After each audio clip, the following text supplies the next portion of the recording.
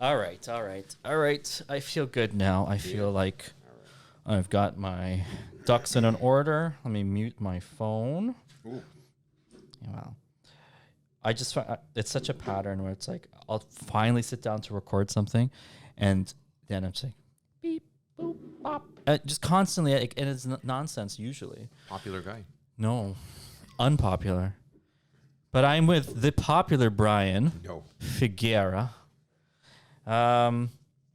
We did your live blood and we did your in body because you've been extremely dedicated to a program which is giving you good results. I have to say, happily. I'm glad that you're saying you're my doctor, so I'm glad. I'm glad. I feel like it serves both of us if you're doing well. And I did say I did make fun of your blood a couple of podcasts ago. But it was okay. It wasn't bad. Better? No, you've seen better on a dead cat. Yes, and I don't hang out with dead cats too much. But I understand the analogy. yeah, it was meant to hurt your feelings in a positive, constructive way. It wasn't terrible. But blood comes a long way, and it doesn't take long for there to be improvements. And in your blood, what we noticed was better fluidity on a live blood analysis. So the individual red blood cells, they're nice and circular, pretty well circular. There's a little bit of improvement that could be done there, but minor, and not clumped, not like initially when you had, I don't know, they were glued together. They were stuck together. Usually it's a sign of poor protein metabolism. But things that you've done to improve that, if you want to rhyme off a few of the things that you've adopted, and I can make a comment on each of those in the last few months. You don't have to name everything. PMF Matt did that. I like that you brought that one up. Red light. Did you want, like, I state something and you want to go into it? No, I'll you can just throw it rhyme out. them off and Right. then we'll tease it apart, whatever's appealing. A lot more organic. That's interesting. Like a lot of like in the area that I am, there's a lot of farmers. So, there's Perfect. like, eggs by the side of the road sort of thing. So, like the free range organic, running around free. Like you see them running around in the field. So Yeah. you can't go wrong with That's getting eggs from them. free range. It's actually free Yeah. range. And even my beef. Yes. You know what I mean? Like, you just go to the farmer up there and, you put your order in and it's like, okay, we're going to, in a month's time, your beef will be ready, right? So, they butcher the cow for you and stuff like that. And they give you your cuts and. Yeah. So this so- is like what we envision our food should be like. It's like, I actually want to know where this is coming from as opposed to it's gone through 20 different sets of hands and 10 different trucks. And Yeah. Well, the butcher is great because it's like, when are you going to be doing this? Like, in about a month's time. It's like, which one is it going to be? And he points out the window. So that one right over there. And so as you see, it's like window shopping. You see what you're buying, right? So it's slightly morbid, but it is reality. Like, I mean, people should be. I grew up this way. Of course. This is the way it was in Portugal. Yeah. Portugal was like, you want an egg, there's the chicken, go get it. Like, and you'd have to move the chicken out of the way to grab the egg and then get ready for the attack because you're stealing her food, like her egg. Yeah, stealing's a rough word, but I know what you mean. But the mindset I think we have is that these animals, they, when carefully cared for and groomed appropriately, like it's nutrition, it's food. It's not for sport. It's not because it's animal cruelty, but it's like, this is how we sustain ourselves. Well, I heard a very interesting, it was another podcast I was listening to, but the guy was going on about how he's a hunter. So he's like, when I go hunting, one deer will feed me for 6 months. Yeah. So it's the death of one animal as opposed to individuals who choose to go the opposite of that. It's how many, we'll use avocados for an example. If you want to just do like avocados, you have to kill every shrew, every mouse, every living creature thing that's crawling on the ground. You have to pesticide it. Whatever you don't kill that the way. crops, right? Yeah, when you go through with your machinery, then you're finishing it all off. Then there's the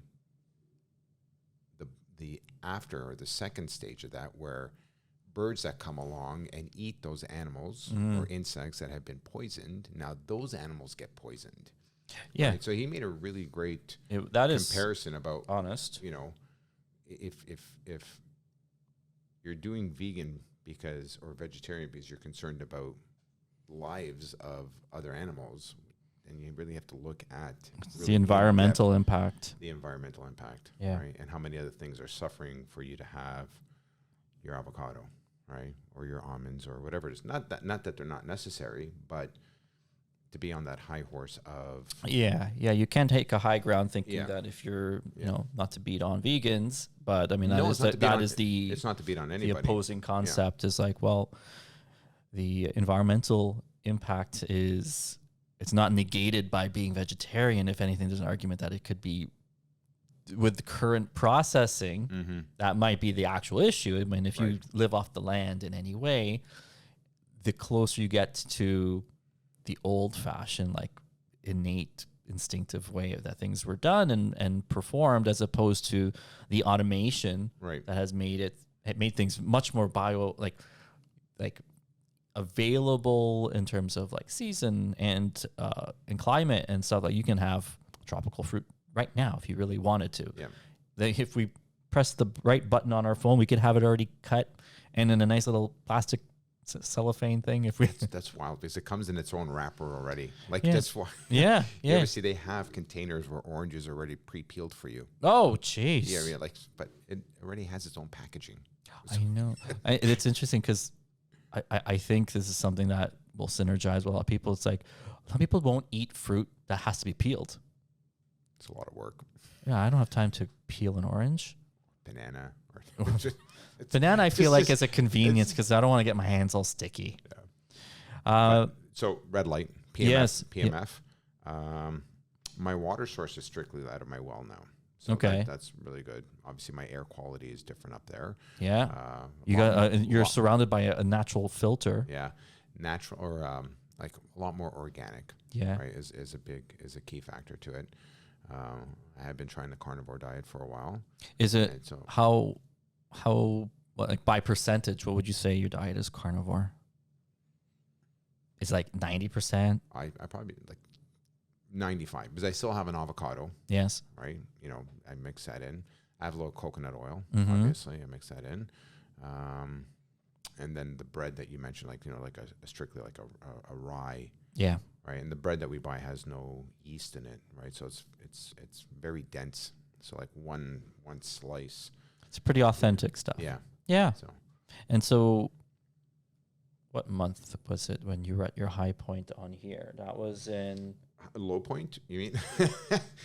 High points in numbers. Yeah. It would be like what month is that? September. Oh, so that's recent. Yep. From October, September to start of February, you're down 7 pounds, which the weight itself, I don't know if we were super concerned about your overall weight. I think everyone kind of comes in hoping to lose a little, Mm-hmm. but you actually went up over the course of time. You kind of went up, which was interesting because I'm just looking at your numbers. Well, when I first came to see you, yeah. I was 208, and then it jumped up 8 pounds. But that was Right. at what point? What was the first reading? When was that? That was before September. What year? Was that 2023? 2023, What number? What's the first zero? July. Oh, okay. So Yeah. so you had a fun summer. You were away. I did. So then you But this was actually before I went away. what? Oh, Yeah, the 216 was just before I went away. you were Which- pre-vacationing. Well, I was pre-vacationing, but it goes to show that the food in Europe is different. Yeah. Like, you know, the bread, right? You Well, know, that's a podcast on its own. that is a whole podcast on its own. So I came down, but then in that vacation period, and then, but you know, the numbers weren't good. But okay, the so numbers. looking at your SMM, your skeletal muscle mass, I think that's in November. You were 88 pounds of muscle on a frame that was almost 210 pounds. So you've gained almost 5.5 pounds of muscle, but have dropped overall weight. Mm-hmm. So like you've maintained practically the same frame since November, but you've gained 5 pounds of muscle, Right. but your overall weight has not changed really or dropped a little. Right. And to counter that, you've lost about 5% body fat. Yeah. Yeah. That's big because your body fat wasn't really super high. Like 25% is maybe a little bit more than the average person would like. Of course. But the average person is probably 26 plus body fat. So you're already average lean. Now you're moving into a leaner frame because you have 20% body fat. The way you, even over 200 pounds, you're still like, your proportions are good. You don't have a gut sagging over your belt buckle. Right. And you feel that. You mentioned downstairs, you're like, at the gym, I'm noticing abdominal muscles. I'm noticing more definition across my chest, my arms. What do you feel like internally, like energy-wise? Oh, my energy, I feel a lot more energetic. Mm-hmm. Oh, I forgot to mention, I'm doing the prebiotic Yes. right in the morning. So Beautiful. That's a good start too in the morning. Did you notice a change with your habits by taking it? Or is it just kind of like, it helps keep me on track? I'm a routine kind of guy. So it's like, like in the morning, that's what it is. Like, even Celtic salt. So like, like I put a little sprinkle in my water first thing in the morning. Right. So it just becomes a habit thing where I would say in the beginning, I probably noticed something. Yeah. But now that I've been doing it consistently, I don't notice a difference because everything. You were kind of regular already, so perhaps like, how much more regular can you be? No, I meant like overall feeling, like Yes. just how I feel Okay. general, right? Like, like, so when you add something in to, so like I got off my breathing exercises for a while and I'm like, I'm going to get back into breathing exercises. So I get up in the morning, I'll sit with my coffee, face the sun, start doing my breathing exercises. The first couple of sessions, I just like, I dreaded it, but then. Why you dread it? Is like just another thing to worry about, or boring, or? No, there was a point there where I was able to, my best time was like 5 minutes and 10 seconds. Right. And so Like how long you can do it for? how long I could hold my breath. Right. So so I held my breath for 5 minutes and 10 seconds. When you said breathing exercise, I thought you just were doing deep breathing. I didn't know you were holding your breath. No, so you hold your breath. Right. So, that's different. Yeah. So you cycle, right. So you breathe in, out, and then you take a big deep breath and you hold. Right. So I got to a point where it's like, I got up to like 5 minutes, 10 seconds. So when I restarted, it was like at 1 minute, I'm like, oh my God. And that was my best time after being off for a while. So I'm back up to about like 3 minutes and 30 seconds right now. Right. So like I've been building it back up. So when my mouth has been agape. When you've been so good, like when you've reached like such a high level. Oh man. And then I got to be more specific when I asked about breathing exercises. I'm like, oh, you deep breathe. I'm like, no. I just don't breathe. Yeah. Okay. I mean, there's benefits to that in a proper setting. Oh, it definitely puts you in that headspace. That's for sure. Sure, you're alert. You're like, I gotta be awake for this. You can't sleep. No, I mean when you're holding your breath, it puts you into a headspace. After that first minute, your mind starts to go into things that you've forgotten about. Things, I remember trips like back to Portugal, trips to Italy, like stuff like that. So geez. You really start going down. You weren't hallucinating. No, it's not a hallucination. These things actually happen. So it's not like a mirage where I'm seeing like palm trees and stuff. You see the ocean in front of you. It's like, maybe I should open my mouth. I want to talk about the PEMF mat that you have. How long have you been using it? A couple months? 2 months. 2 months. 2 months. Is it like a single person? Or Single person mat, yeah. And so how often do you use it? For how long? What's the feedback? I do it 2 times a day. Yeah. So like morning, evening. Not like as soon as I get up, but like, I'll do my routine, have my coffee, do my things. I'm like, I'm going to go do the mat for a bit. I'll go lay down on the mat. And I don't do it just before I go to bed. I'll do it like before I actually go to the gym. Oh, so okay. Before I go to the gym, I'll do the mat. Do you find it invigorates you or stimulates you in any way? Depends on the setting. Oh, there's different Depends on the setting. Okay. So there's like 9 different settings. Yeah. One from like, helps you get into a sleep mode to like grounding you, breaking or like DNA repair. So like you have to read the book. And so I found that,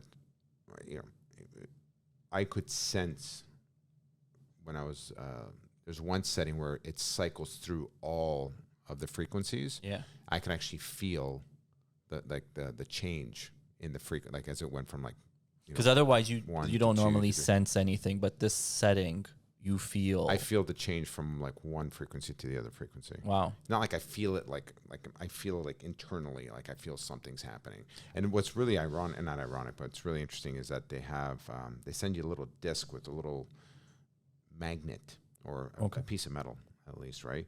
And you can put it on the mat, and as it goes through the frequencies, it starts to vibrate. Like it'll bounce almost like a jumping Mexican bean. Oh, right. Okay. And so it just vibrates around. So it actually shows you that the mat is working. Oh yeah, Right, yeah. so- I got you. And I don't know if just it was a subliminal thing that got implanted in me that like, oh, look, it's changing. So then when I laid down on it, right, but there's something, I feel it in my fingertips. There's a sensation that I feel. Right, Yeah. in the mat. I like all that stuff in terms of like frequency and the technologies coming out. Learning a little bit more how a frequency has an impact on like function and different parts of the body, because theoretically each organ and or certain cells or different fluids or chemicals in the body, they respond to different harmonics. And if we need to stimulate a certain organ or introduce or upregulate a certain function, these different frequencies that have been measured, ascertained, understood for probably thousands of years, but has been lost with our current medicine. I really like being able to investigate and understand more about like, okay, is there a certain frequency that helps me like de-stress? Is there some, like, we know that on a basic level, like certain light spectrum or even like some types of music or color, that it can have like a soothing effect or a relaxing effect, and other things can stimulate you and make you alert. And I would want to spend more time understanding and introducing to like my patients, and because it's something that's very self-directed, even like you're doing this at home. Like, some of these things are already pre-calibrated with settings. There's other devices out there that you can like custom input a certain frequency, like you mentioned. I have that. Yeah, with your red light. Red light system. So I can put a frequency in. So when I go to sleep, that frequency is running through the night. Yes. Right. So I find that, I sleep better. I wake up more refreshed. So, and I mean, like being transparent, like there's certain frequencies, like you have to know what frequency you're looking for. Like you mentioned, you look up like certain something, Right. and you're like, I want to feel this, or I want to work on this area. You put in the number, and your machine will emit that for whatever duration of time. Right. There was, I'm forgetting the term, but there was like a machine, Rife machine. You're familiar with that at all? The Rife, RIFE? No. So it was a doctor who pretty much was like, I think he was the one, or at least he started with identifying which frequencies affect cells and can even affect different diseases. So that was his claim, that at different frequencies you can kill a cancer cell or like stimulate Without destroying the cells around it. right, because each different type of cell, it has a specific harmonic or frequency it responds to. So really the idea there is like, the grand idea would be like to point an emitter, like let's say at a cancer cell, and you can stimulate that cancer almost like pretty much like radiation therapy. Like it's meant to attack fast, quickly dividing cells, which cancer is. And that's why some people like lose their hair and that sort of thing, because follicles, they are rapidly dividing. So, but with the added element of like, if it's sound therapy, it's much safer, but with like, there's this huge need for much more of a clinical understanding of like, what is it actually doing, what it's suggesting? How do you know what frequency to identify and to emit? How many sessions? Like there's a lot that needs to be understood for there to be like a scientific body where then people are talking about it. There is some things, maybe in the future we can talk about different applications that people are and doctors are using, like sound therapy or frequency therapy in similar settings. But what we're looking at today is kind of like more of a home use, self-directed use, where you're allowing your body to respond to something that you're exposing itself to. So the red light red light has a huge amount of research because light therapy in general is, I mean, one of the most original or ancient types of natural medicine. And with, you know, in the last decade or two where vitamin D is trying to like finally understood to be such a critical, I think, for mood and anti-cancer and all this stuff. And now even the research is going a step further and saying like, well, it's not just the vitamin D that we get from the sun. It's all the different spectrum of wavelengths and light and non-visible, which the accumulation of that is giving our body something that we're grossly lacking, especially if we have climates like ours or if we have decreased sun exposure. And I like the idea of like implementing these different technologies that help kind of like replicate what we would want from our environment. So like the red light, I think, is amazing because it also has like near infrared, and yours has the one with the different frequencies. When I get patients to use red light, I tell them like, just think that you're on the beach. Like what you experience on the beach. I was going to mention that because I listened to a talk. I was at the talk actually, and the individual that was speaking said, "Do you ever notice that when you go on vacation, you feel better, right? Whatever ailments you may have, you feel better, but nothing has changed with you other than your location and how much sunlight you're getting." Yeah. Right. So he goes, your illness didn't change. Yeah. But your absorption of light did change. Sure. Right. Well, then obviously you're going to start feeling better. Look, I mean, we did this in elementary school where you take a plant, put one in light, put one in a dark room, and the one that gets light grows. And I actually have been using it on my avocado plant at home. My red light, it's started sprouting new leaves. There you go. Off the stalk, off the trunk of the tree, right? Where it was just normally just growing at the top, right? Now there's new branches and new leaves growing. Do you have snow on your roof? I do have snow. Okay. You don't have a hydroponics. No, we still have a lot of snow. We have a lot of snow up there still, yeah. But, the beach example, I think, is great because, like, we just have this instinctive want. Like, most people will be like, oh, I'd love to be on a beach right now. I'm like, where'd that come from? Why do you have that? I can tell you why. Okay. Because I went for a treatment where the guy uses a pool. It's a small pool, maybe half the size of this room, but it's very deep. But it's salt water. Yes. And this guy floated on top of, literally floated on top of the water, where he's like, Bryan, can you do that? And I tried to float, and I just started to sink. No, Bryan. He goes, think about it. Like, just do it. And I couldn't. And he's like, do you remember when you were a baby? Or not when you were a baby. He goes, but your cells. He goes, your cells remember being 9 months in the womb, and you're just surrounded by water, and you're floating around. So maybe that's why we're so drawn to water. Your first beginnings were made and first beginnings grew in inside, water. Yeah, you're in water, all right? So maybe that's why we're so drawn to it. So a little bit of different angle from the beach and the sunlight, because I don't know, you didn't get much sunlight. Why are we so drawn to water? Yeah, I was aiming for the beach example with the sun. Well, I like. There's no sun in the womb. No, but unless I think that's why we're drawn to water, and you just get the benefits now. That's being with true. The sun. Okay, well, now we get the best of both worlds. Best of both. You get a womb with a sunroof.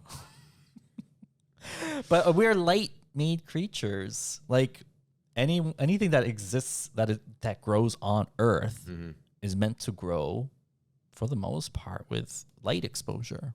Yeah. Except mushrooms or certain fungi. Some things. Moonlight, though. They grow in moonlight. Interesting. Yeah. So there is some sort of light. Yeah. Deep thoughts. So that was a few things. Back to the red light, though.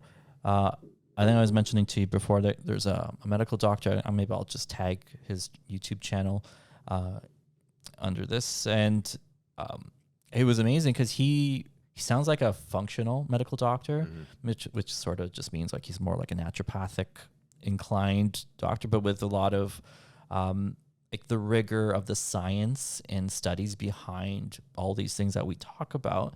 And he was making a lot of amazing connections with red light therapy and viral infections. So pretty much what he was saying was, I mean, he was going back to even the COVID like pandemic, but it's applicable to most viral infections, upper respiratory infections, that the virus attacks a specific enzyme.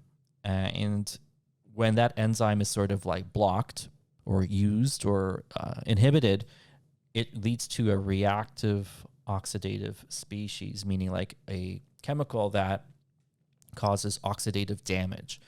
And he was explaining how red light is a antioxidant, which is going to negate the negative effects of that reactive oxidative stress, which one of the negative outcomes, in addition to like the respiratory illness, is like clotting. And that's what we were seeing with a lot of COVID cases, and even long COVID, where they have an increased risk of clot formation. So he was presenting the idea that the red light was helping counter the production of clots, which is amazing.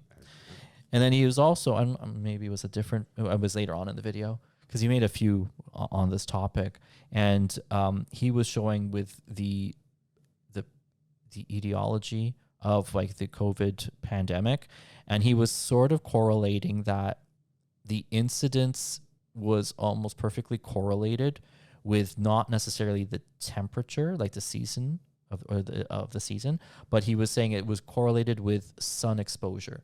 How much sunlight do different regions get? So the idea was the lower the sun exposure, the increased rate of infection. Right.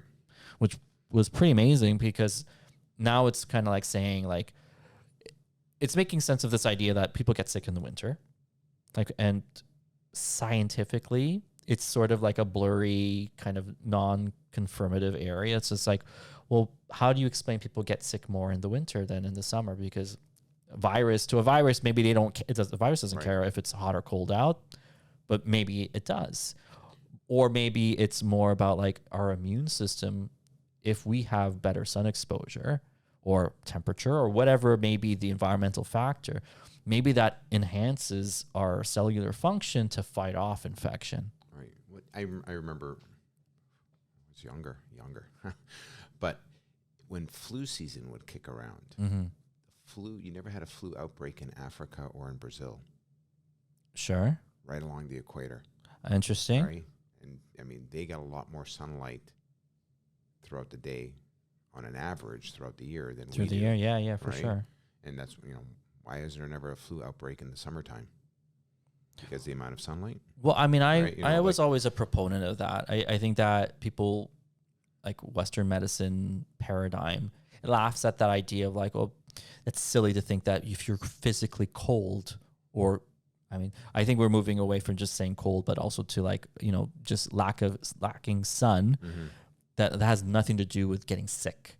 But then in like, if you know anything about Chinese medicine, it's definitely like there is a seasonal impact that our body experiences, where you're more likely to get sick when the season changes, or at the height of like the depth of winter and all these factors. Or if you go outside and your hair is wet, or if you were sitting on a cold floor, like these are things that will cause these infections to show up. Actually asked me the other day, I was walking the dog, and she's like, "Bryan, don't you wear a hat?" And I'm like, "No." She goes, "Aren't you cold?" And I'm like, "No, I haven't gotten used to, like, even when it's like minus 30, I'll protect my ears, right? But like the top of my head, I don't wear anything." And she's like, "It's like, how do you do it?" And I'm like, "I've just gotten used to it." Are you sensitive to the wind? No. You don't feel anything. You just got a hot block. Well, I'll feel it in my core. Obviously I can't go out in a t-shirt, but like the top of my head. Well, because I see people do that. I saw someone yesterday. I saw someone just like a little like light hoodie, and it was probably like it was minus yesterday something. And I don't get. And sometimes I'll see people like jogging with like t-shirt and shorts, and it's like it's 2 degrees outside. I can never do. I'm a wimp for that. Like my head, like all the jackets I have, they all have hoods. Yeah. Because I don't like being exposed. The thing is, I also like the sun, like hitting the top, But that's where it's not sunny. Well, when it is sunny, that like even when like a couple days ago it was like minus 10 where I was, and the sun was out. beautiful day. Like everyone up there is like, oh, it's such a nice, beautiful day. Right. And because of the sun. Because Yeah, of the I get sun. that. You know what I mean? And it was -10, but I was out there with like The sun makes up for a lot. 100%. Yeah, because like in the spring here, it could be. Let's see, it's like In the spring 10 here, degrees, and then you're like, oh, there's no sun, and then it's like, so what do you make of that? And it's like it's gonna be gloomy, but as soon as the sun starts peeking through, my sweet patient, he frequents my hyperbaric chamber. I want to try that. You should. It's good. I want to try that. I hope you're not claustrophobic. No, very far from it actually. Really? Yeah. I'm very claustrophobic. No, I did. And I'm scared of heights too. Yeah, those things don't bother me. What I'll have like an image or a scenario where like I'm stuck in something and I actually physically start to hyperventilate. And then on before we were married, my wife she was gonna surprise me for my birthday. And she actually got like a limo to drive us, and the limo driver was like, "Okay, you guys ready to go to the CN Tower?" And she looked at him and was like, "It's a surprise." And I'm like, "Oh, we're going to CN Tower?" She goes, "Yeah, why?" And I'm like, "I hate heights like badly." And like I still went. I didn't stand on the see-through glass. Stomp on that. I know you would. You're such. It's funny to see people scatter. It's Yeah. funny to see people scatter, but like you stomp on that. But like, you don't. It's like you see news stories. Stuff happens. You're a daredevil, aren't you? It's gonna happen. I've gone skydiving. I've gone bungee cord jumping.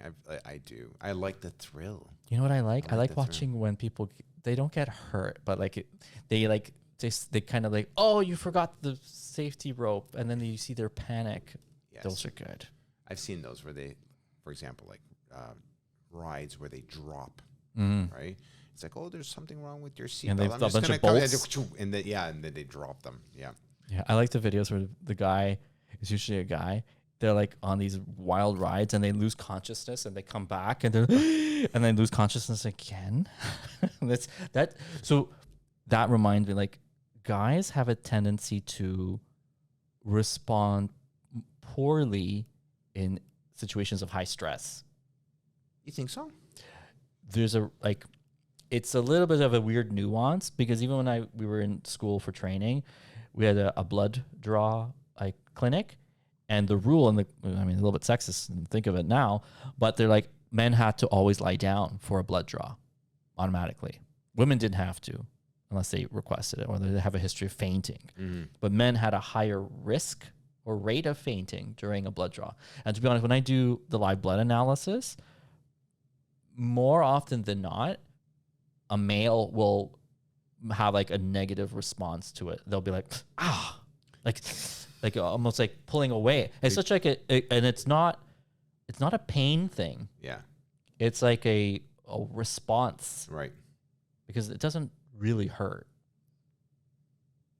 Maybe it's your technique. It's that men specifically feel pain more than women. I do the same technique. But like even like firefighters, they used to say firefighters were the most likely to faint during a blood draw, which is very counterintuitive because just even hearing a few of the stories of what you're describing, like you have to throw caution to the wind. But then there is an element of something like it's like the elephant being scared of a mouse. Mm-hmm. You think there's something to that? Are they truly scared of mice? Well, that's like Or a is caricature.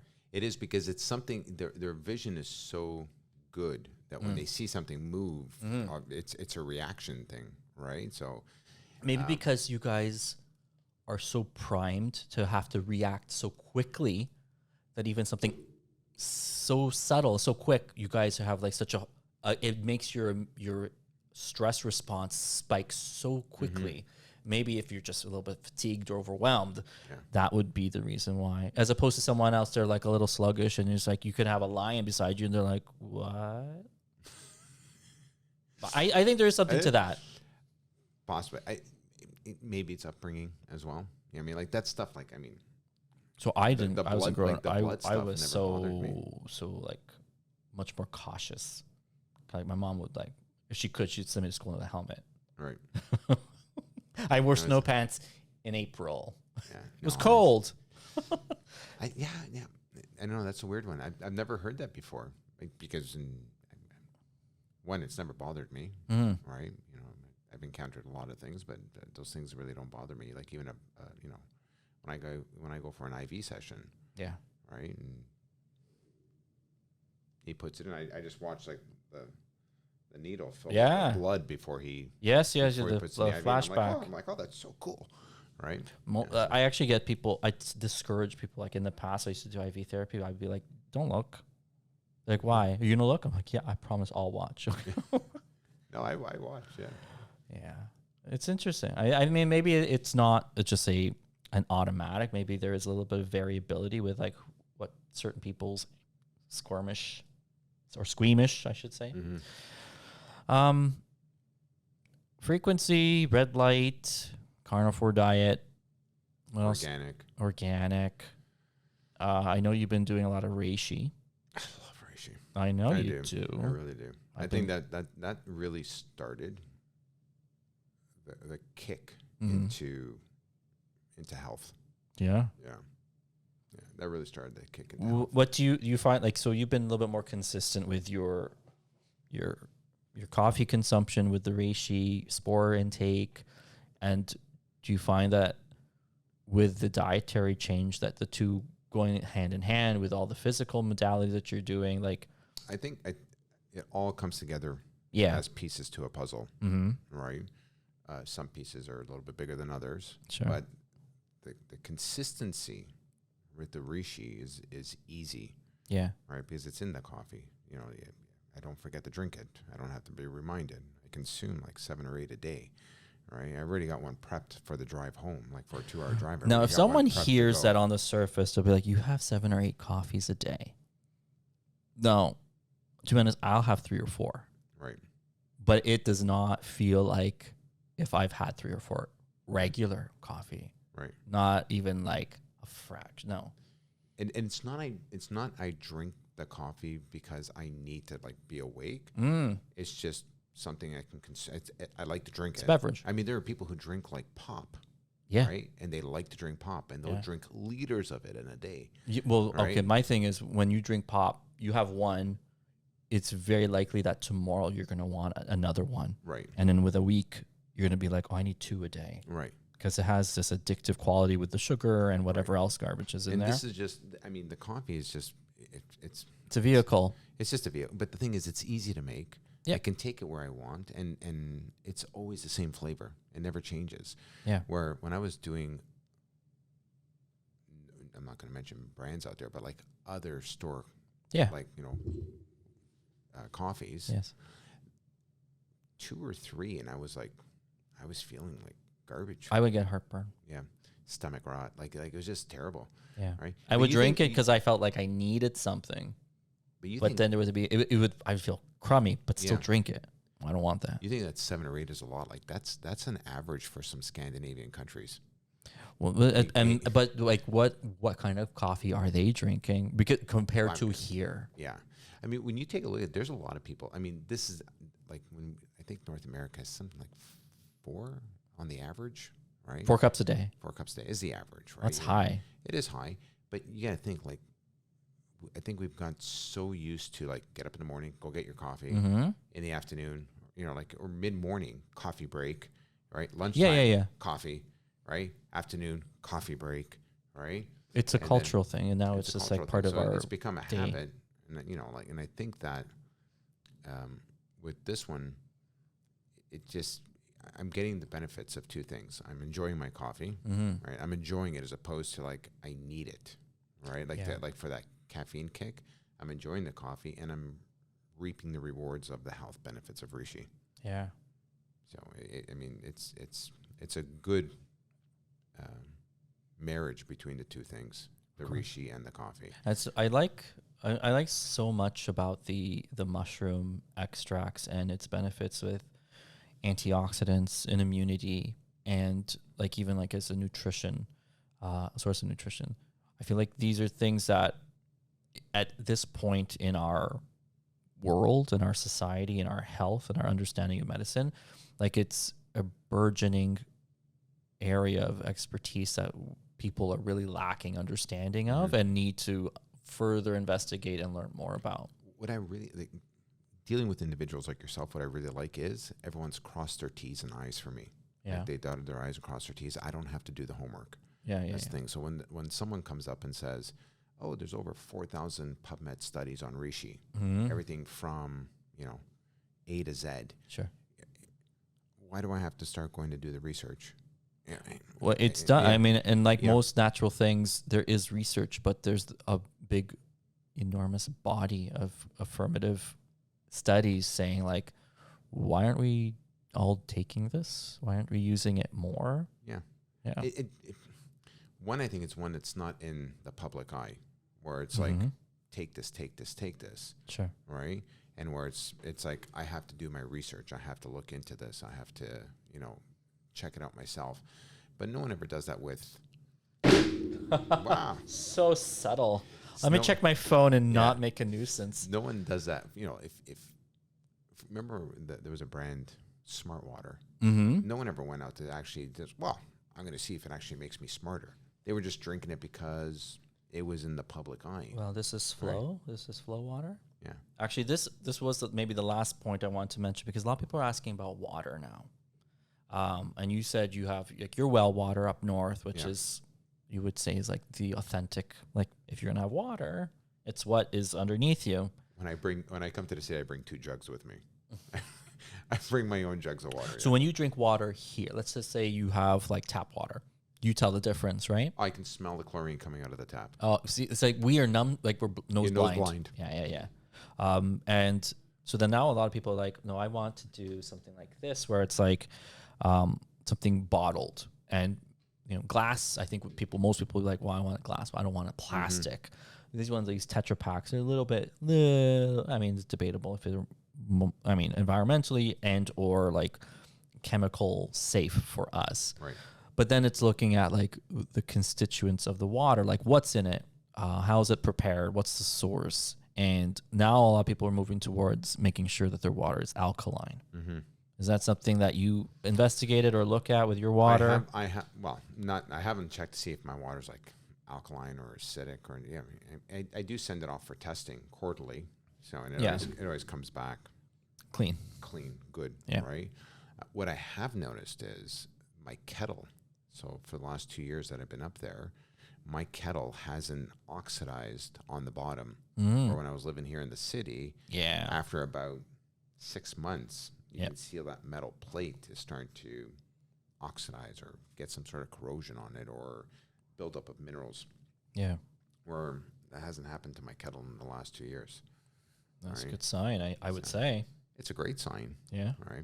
But I heard something where it was that, drinking alkaline water doesn't alkaline you. Right. That's, I heard that. I don't know. Like you said before, I think it's a combination of things. Like you can't drink alkaline water and have an acidic diet, right? Or an acidic lifestyle. That would be, you know what? That's a nice post idea. An acidic lifestyle. Because there's things that we do in our physical day, that is acidifying outside of things that we consume. Right. Like the easy one would be like, too much red meat is acidic. Coffee can be acidic.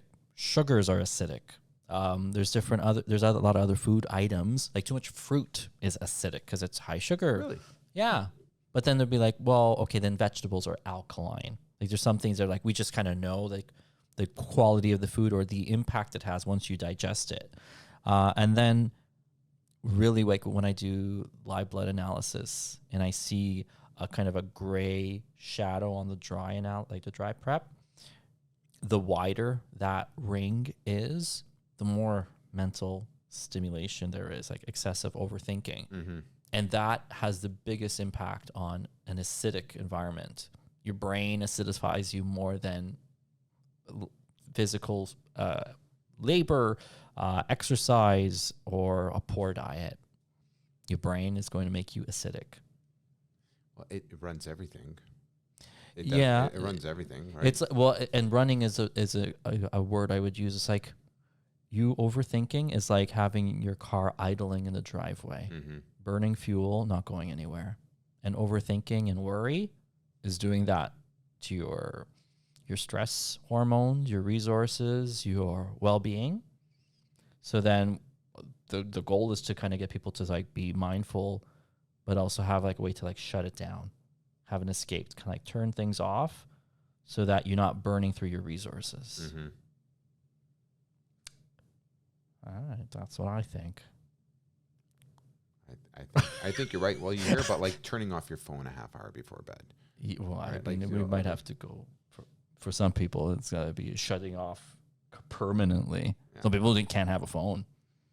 We're getting to the point where people are like, I can't use the device anymore. I look forward to the day I could just throw it all out, where I just like live off the grid. Kind of. Just, yeah. More and more. All right, dude, we're going to wrap it. Thank you for coming. Thank you. It's a great call. Yeah. Love my numbers. Congratulations. I love the numbers. They're going to get better. Yeah. Okay. I gotta keep my game up. I gotta get my numbers down. We will see next time.